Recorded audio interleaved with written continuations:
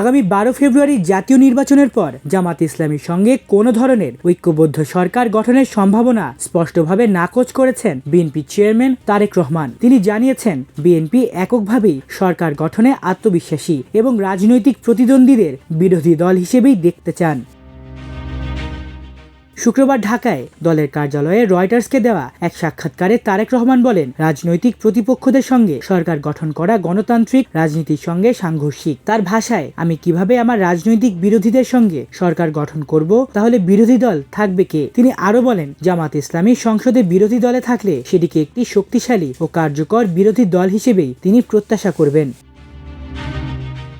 আসন্ন নির্বাচনে বিএনপির প্রধান প্রতিদ্বন্দ্বী হিসেবে মাঠে রয়েছে ইসলামপন্থী দল জামাত ইসলামী নেতৃত্বাধীন জোট। দলটি সাম্প্রতিক রাজনৈতিক পরিবর্তনের পর আবার সক্রিয় ও শক্ত অবস্থান তৈরি করেছে। 2001 থেকে 2006 সাল পর্যন্ত বিএনপি জামাত একসঙ্গে সরকার পরিচালনা করলেও এবার সেই পথ অনুসরণের কোনো আগ্রহ নেই বিএনপির। দেশকে রাজনৈতিক ও অর্থনৈতিকভাবে স্থিতিশীল করার যুক্তিতে জামাত ঐক্য সরকার গঠনের প্রস্তাব দিলেও বিএনপি সেই প্রস্তাব প্রত্যাখ্যান করেছে।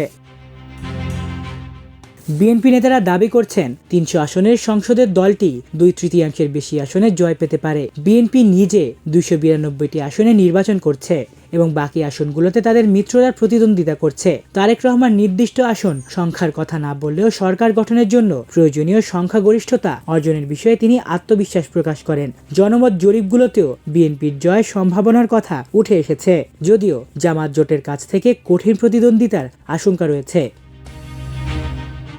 দীর্ঘ প্রায় 2 দশক যুক্তরাজ্যে নির্বাসনে থাকার পর গত ডিসেম্বরে দেশে ফেরেন তারেক রহমান। যুব নেতৃত্বাধীন আন্দোলনের পর রাজনৈতিক পট পরিবর্তনের মধ্যেই তার সক্রিয় রাজনীতিতে প্রত্যাবর্তন ঘটে। বর্তমানে বাংলাদেশ একটি অন্তর্বর্তীকালীন সরকারের অধীনে পরিচালিত হচ্ছে। বিদেশ নীতির প্রসঙ্গে তারেক রহমান বলেন, ক্ষমতায় এলে বাংলাদেশ কোনো নির্দিষ্ট দেশের দিকে ঝুঁকবে না। জাতীয় স্বার্থ, সার্বভৌমত্ব ও কর্মসংস্থানকে অগ্রাধিকার দিয়েই আন্তর্জাতিক সম্পর্ক নির্ধারণ করা হবে। তিনি বলেন, যে দেশ বাংলাদেশের মানুষের কল্যাণে ভূমিকা রাখবে তার সঙ্গেই বন্ধুত্বপূর্ণ সম্পর্ক বজায় রাখা হবে। সব মিলিয়ে তারেক রহমানের বক্তব্যে স্পষ্ট, নির্বাচনের পর জামাত ইসলামের সঙ্গে কোনো ঐক্যবদ্ধ সরকার নয়, বরং বিএনপি এককভাবেই সরকার পরিচালনার লক্ষ্য নিয়ে এগোতে চায়। আলিফ চৌধুরী, আমার দেশ।